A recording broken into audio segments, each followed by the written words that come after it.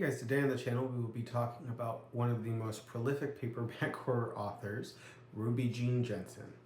See you after the intro. Well, hello and welcome back to Trash with a capital T. I am your host, Bobby, and I kind of struggled with what this episode was going to be, what episode 3 was going to be. I actually originally had one plan and the video kept getting, I've tried filming it a couple times. I kept getting very fiery while I was filming it. So I'm gonna shelve whatever idea that was until a later date. I'd rather do something to kind of give you guys an idea of what I like, kind of the type of stuff that we're gonna look at on the channel, and we're gonna explore an author that really does get tied to trashy paperbacks. The author we're gonna be talking about today is, I wonder if there's an author picture in here, is Ruby Jean Jensen. There is, I have an author picture, good. She was a prolific horror paperback writer. She doesn't get a lot of respect. People kind of dismiss her books. And I'm going to show you her picture. I'm covering it up. That is Miss Ruby, is it Ruby Jean Jensen, that's her. She wrote, oh God, countless books. She wrote for several different genres. She started in gothic romances, eventually moving over to horror. She wrote a book for Tor called Such a Good Baby, which is, I have not read that one yet. It is supposed to be quite disgusting and fun. Eventually she landed at Zebra, who was one of the biggest publishers of horror paperbacks during the 80s and 90s. I have a Zebra book right here. You see that insignia, Zebra. They released numerous books a month under their horror line. This one does not have the old style cover. The old style covers were a black cover, spine and back, and then it usually had a painted image on the front of what was usually a skeleton. It's either a skeleton or a creepy doll. Sometimes with later books they got a little more elaborate, but if you saw the cover, you knew it was a Zebra paperback. It's almost close to how in the previous video we talked about category romance. It was a similar publishing model, and some of these authors would be publishing 4 or 5 books a year. I think at one point, I think Ruby Jean Jensen did actually one year publish 6 books. And these were not short books. The one that I just that I'm going to be holding up first is almost 400 pages. They generally followed a formula of what was popular at the time. You either had, her books tend to focus on either creepy toys / dolls or children in peril. That was a very popular genre in horror at the time, made even more popular by authors like John Saul, with his books like Suffer the Children, Punish the Sinners was his second novel. We will talk about him at a different time. He's another one that personally, I have a hard time reading him now, but I went through a period where I read everything he wrote. But Ruby Jean Jensen is one of those authors that kind of was a Zebra institution. And what happened was she passed away, I want to say in the early 2010s. But when she passed away, she had no children, she had no family, so the rights to her books were kind of in limbo. Now, recently, a person who identifies, I want to say as either their niece or their nephew, came out and said they had the rights to the books and they were going to reprint them. And they did. They've since reprinted, I want to say, all of her books. So they are all widely available on Amazon. These are definitely print-on-demand books. The quality is pretty good. These weren't just scanned, they went through and actually clean these up. When I'm talking about a scan book, they can digitally scan these to make a text document. What happens sometimes is when you're digitally scanning old books, certain letters or words will get messed up, that it won't scan it correctly. And I remember, I think it was a Ray Garton print-on-demand reprint for Seductions, where no one went through and copy-edited this thing after they did the scan, and it was just terrible. There were typos left and right, wrong words all over the place. These actually were reviewed and taken, someone took care with these books. But her books kind of sat in limbo for a long time, and because of that, these were things you'd see at the at used bookstores all the time. On until Grady Hendrix and Will Erickson released Paperbacks from Hell. And that book set off a firestorm of people collecting horror paperbacks from the 80s and 90s. And her books suddenly became very hard to come by. And these were books that people didn't really hang on to. So there weren't a ton of copies in circulation. So for a long time, getting copies of her books cost a lot of money, especially her older books. I remember I got lucky. I found a copy of a book of hers called Celia. Never read it yet. I have read several of her books, so I'm not going into this saying I haven't read anything. I've actually read a bunch of her books. And we talk about 3 books that I like. But I remember finding a copy of Celia at a used bookstore that doesn't... this used bookstore isn't like one of those half off the cover price types of place. This is for people who are collecting. So some of these paperbacks that they're selling are bagged and going for like $50. And I got Celia. It was in okay condition for like $25. Now you can get these on ebook. They have them in paperback. Well, no, when I say paperback, they have them in the big print-on-demand paperbacks with the goofy cover art. They also do hardbacks. I actually ordered 1 or 2 in hardback. So they're widely available. I don't think there's audiobooks yet. They might be at some point.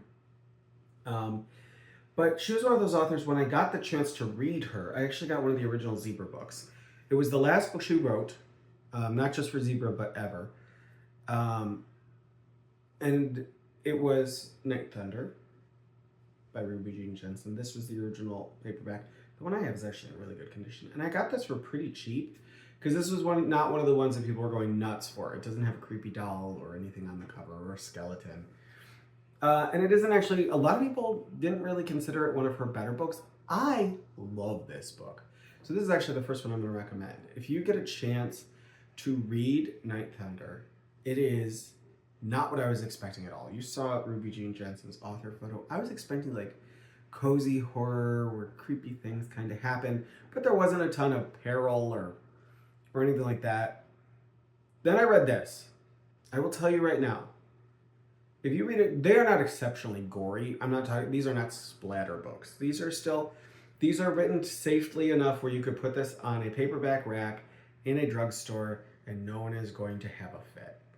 However, she has no problem killing off children. No one is safe. The threat is always very real. If you hear a dog barking, it's Mochi. It's the day after the 4th of July, so she's very high strung right now. So I apologize for her in advance. But yeah, this one actually shocked me. I was really, really, really drawn into this one. There's a cult. There's all of these. There's a lot of mystery as to who these people are. And you basically watch this family get infested by this cult and get torn apart by it.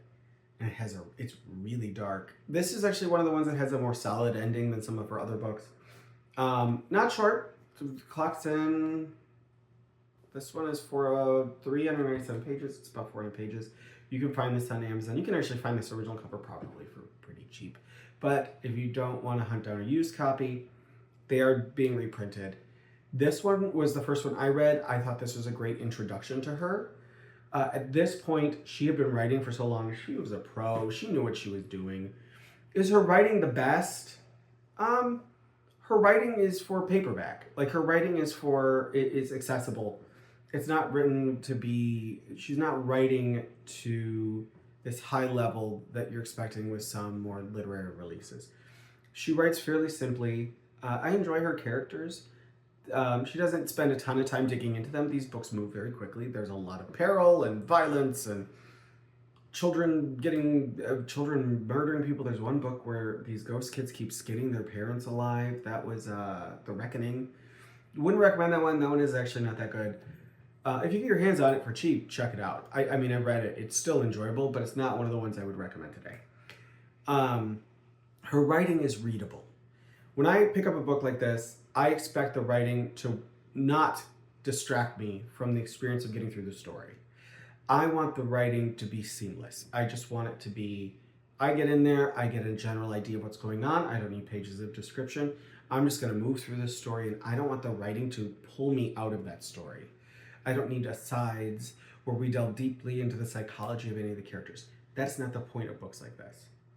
And Ruby Jean Jensen does that style of writing where you're in there, she knows how to just craft a sentence so it gets what she needs to get across, and you are just zeroed in on that plot and you are going on a ride with her. This is a great example of this. This is when her writing was at its best. Even though it is her last book, she definitely was like a pro at doing these types of stories at this point.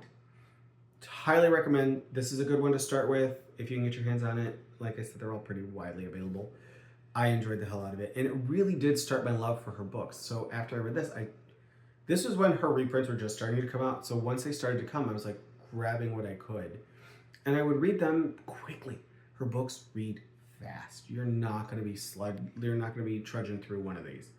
So after I read this, I read a few more, and the one that kept getting recommended to me, and I had to wait for it to come out, for the reprint to come out, because the original paperback copies were going for several $100s.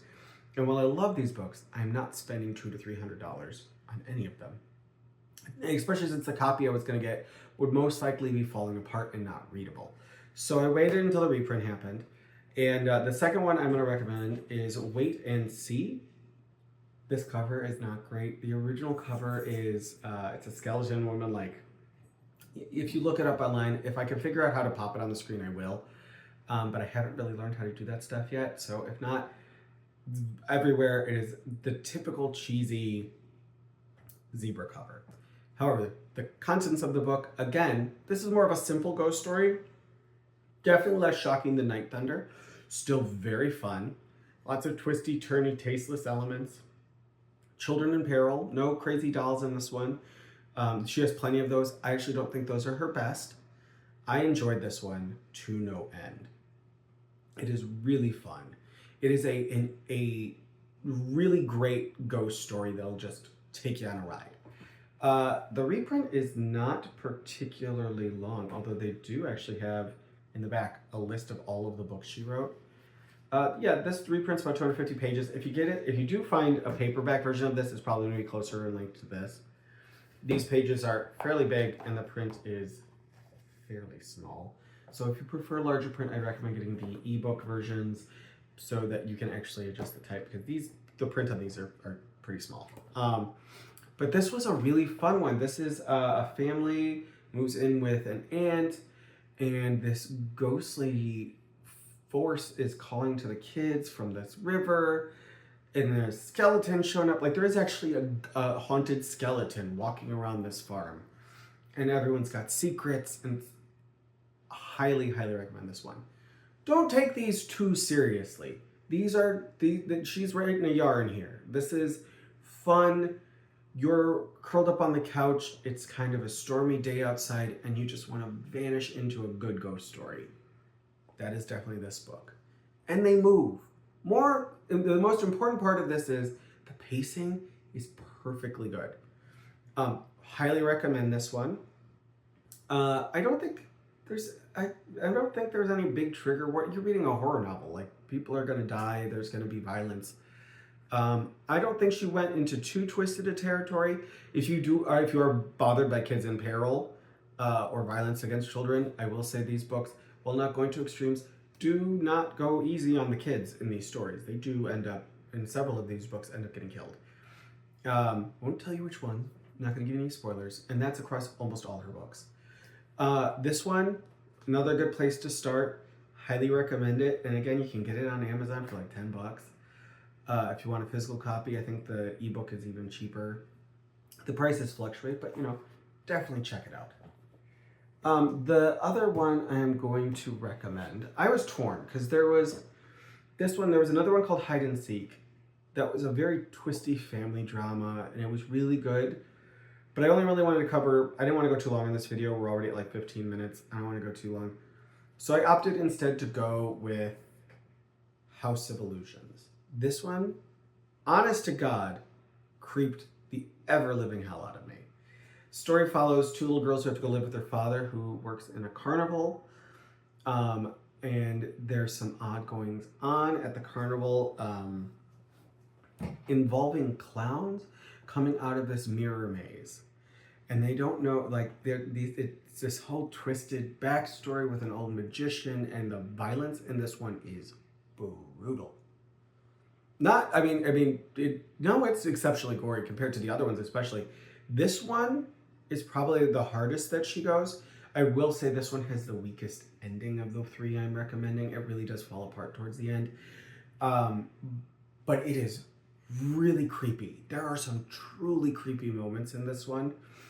This cover is terrible. You can probably find the old used one, the old zebra one, for not a ton of money. I don't know how great a shape it would be in, because it used to have the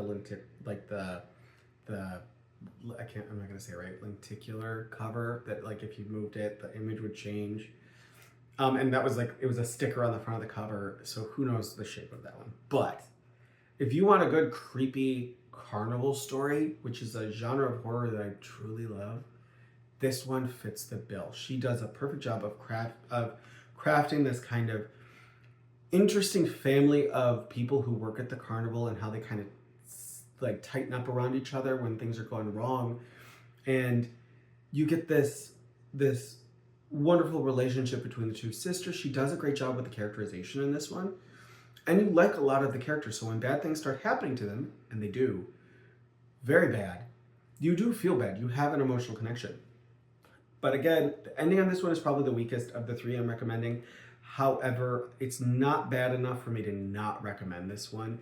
It is a good place to start. If you are terrified of clowns, this might not be for you. Although, obviously, no pictures. But this is a great one to start with. And she has a ton of books out there. If you go on Amazon and search her name, you will find all of her books. Starting her first book, including her gothic romances, like The House That Samael Built in 1974, all the way to Night Thunder. It looks like they are trying to get some of her other books, like kids' books and stuff, out. The interesting thing, if you look to... like, she was publishing minimum 3 books a year when she was working for Zebra. In 1 year, it's a 91, 92, like, it's ridiculous. Authors were not publishing at the time. This was mostly the 80s. At the time, authors were publishing a book a year. Zebra was having these authors publish 3 to 4 to 5 books a year. That's nuts. The only other author through Zebra that I can really think of who had the same output was William W. Johnstone, who he has since passed away. There are still books being released under his name. I think they're written by his daughter.